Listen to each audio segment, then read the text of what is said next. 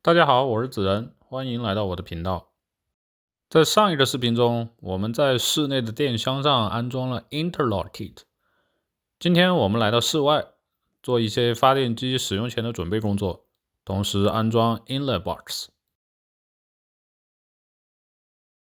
新买来的发电机都是需要做一些准备工作，以后才能开始使用。这些准备工作一般包括，首先需要加机油。第二，如果你的发电机有电启动功能的话，需要连接电池。第三，需要加注燃料或者连接燃料供应系统。在北美，便携式发电机一般就是烧汽油 （propane gas） 或者 natural gas。今天我这个机器是烧汽油的。先把发电机从包装里面拿出来，放在一个水平的地方。首先，你需要看一下说明书。一般这种发电机在运输的时候都会有几个固定的螺丝，这几个固定的螺丝在发电机使用之前是需要拆掉的，因为发电机在缸体部分在正常运行的时候，它是可以晃动的。这种晃动在发动机正常运行的时候可以降低噪音，但是在运输的时候，这种晃动如果不加以控制，很容易把有些东西损坏。所以我们拿到发电机，首先应该把那几个固定缸体的螺丝先拆掉。我这个发电机有4个螺丝在底部，我们先来把它拆掉。这几个固定螺丝拆掉以后，我们来加机油。打开面板，找到 Dipstick， 这个地方就是机油加进去的地方。同时，这个 Dipstick 也是检查机油油量的标尺。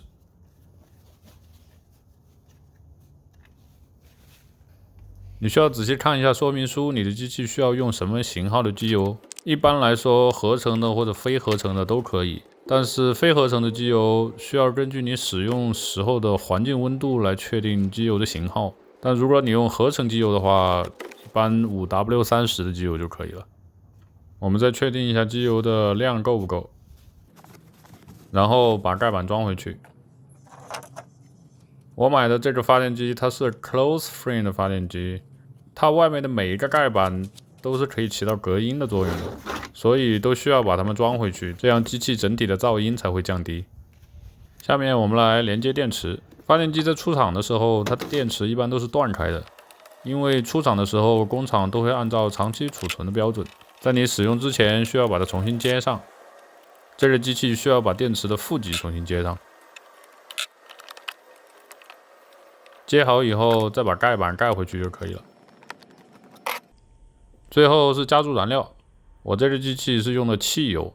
汽油因为比较容易变质，所以在加到这种小的汽油机里面加一些 gas stabilizer 会比较好一些。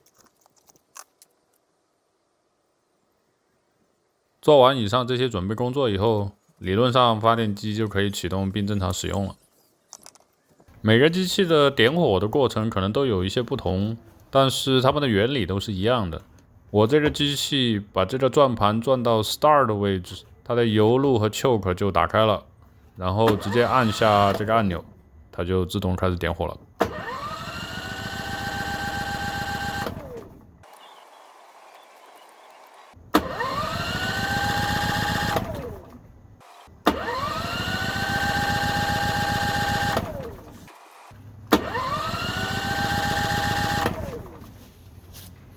我以为是汽油不够，所以再加了一些。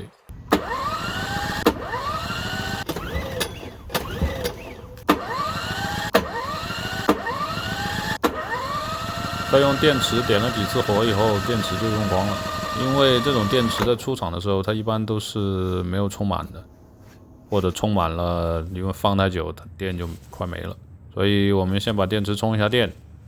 碰到发动机点不着火这种事情，你不能慌，你要一个个东西检查下去，这就跟车子点不着火是一样的。我们一般首先就要检查一下点火系统。那么点火系统最关键的就是那个火花塞。打开发电机的侧面板，我们马上就发现了一个比较严重的问题，火花塞靴断了。看这个完全断掉了。我在网上搜了一下，发现这个牌子的机器还经常出现这个问题。那么就不需要担心，换一个就好了。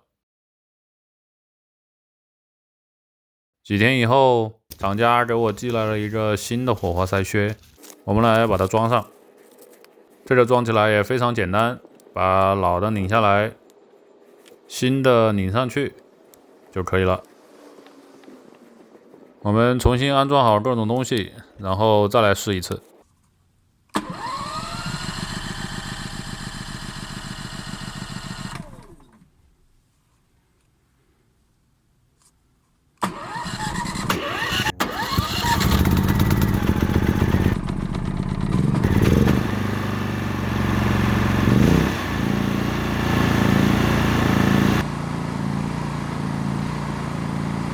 那么这个问题就解决了。接下来我们来安装剩下的最后一个东西 ，inlet box。这根线是上次在电箱上装 interlock keys 之前就装好的。这个 inlet box 装在这里，安装也非常简单，一共就4根线，把它接到 inlet box 相对应的位置就可以了。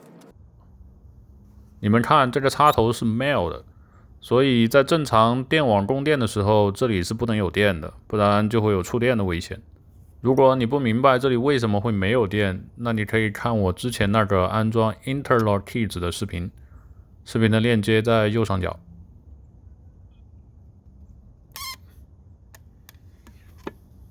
这个 inlet box 安装好以后，现在就只需要用一个合适的 extension cord 把发电机和这个 inlet box 连接起来就可以了。到这里，你的便携式发电机就可以安全的给你的房屋供电了。那么今天这个视频就跟大家分享到这里，我们下次再见。